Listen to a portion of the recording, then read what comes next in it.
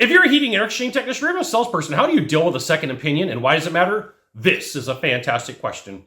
I'm Scott Sylvan Bell, coming to you live from Sacramento, California on a perfect day to talk about sales and business and a fantastic day to talk about you for HVAC technician sales secrets. All right, so at some point you're going to end up at a home, a property, a business, and you're going to be behind another technician or another salesperson.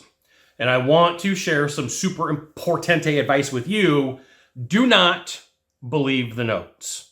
So do not believe the notes that the dispatch put in, and do not believe the notes that the owner is telling you, okay? It'll cloud your freaking judgment.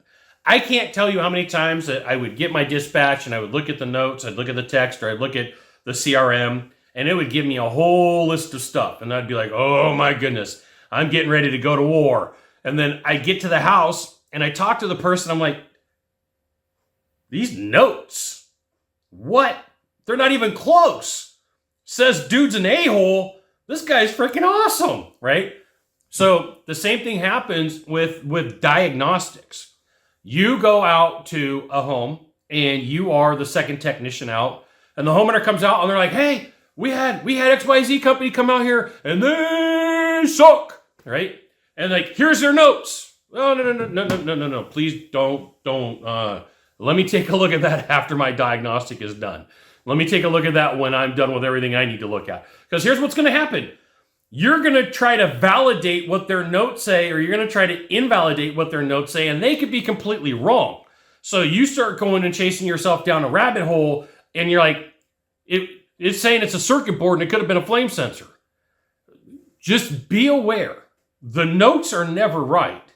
The information is never right. And if there's a question, listen, here's the thing. If there's a question about that last dude or that last chick's knowledge, the last thing you want to do is have any part of it.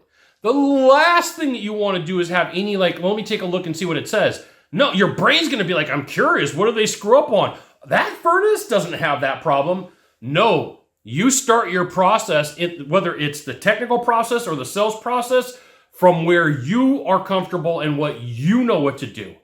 It will 100% throw you off for you to look at the invoice, look at the sales information, to look at any of it, and then you're like, hey, you're going to get caught in the same trap that last salesperson, the last technician was. Now, here's the thing. If you want to be better at sales, you want to be good at what you do, you should absolutely join my email publication, hvactechsecrets.com. I'll give you the goods. Not in the Facebook group, not in the YouTube channel. It's an email publication, which means you get emails from me. Private coaching, private training, emails. And occasionally I try to sell stuff because I got to pay for really cool Aloha shirts and trips to Hawaii. Right? I got bad habits too. So be aware. These second opinions, these third opinions, these fourth opinions, what you really need to figure out is what went wrong. And what is probably going to come down to is somebody got ookie. It's a technical term. Somebody got ookie from something the sales guy said or did, or the technician said or did, and they 100% could have been right. It could have been a personality conflict.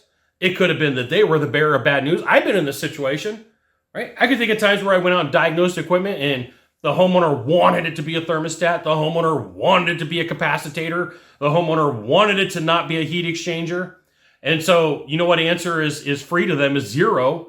And so sometimes people will shop for zero. They'll go look for a technician that tells them what they want to hear. So you got to be careful. They're like, hey, well, isn't this true? I'm like, I'm not in the freaking court of law. And so you have to be aware that sometimes there was nothing wrong with the technician's diagnostic or the salesperson's, skills in front of you. It was like the buyer, the client just didn't want to hear what they had to say. And you got to be aware of that. So like I knew a lot of guys in town from different companies. And so sometimes people would say like, well, XYZ company was out there. It's like, what technician was out here? And they go, Bill. I'm like, oh, shit, I know Bill. Bill's a good technician. He probably didn't miss anything. He could have had a bad day, right? Who was out here? Jimmy? Oh, that says a lot, right? So, but I never talked trash on him. Never went down that path because like sometimes their diagnostic or their design was spot on. It was just that the homeowner or the buyer didn't like what they had to say. Okay, so sometimes your job is to trust but verify, and then sometimes your job is to verify and then trust.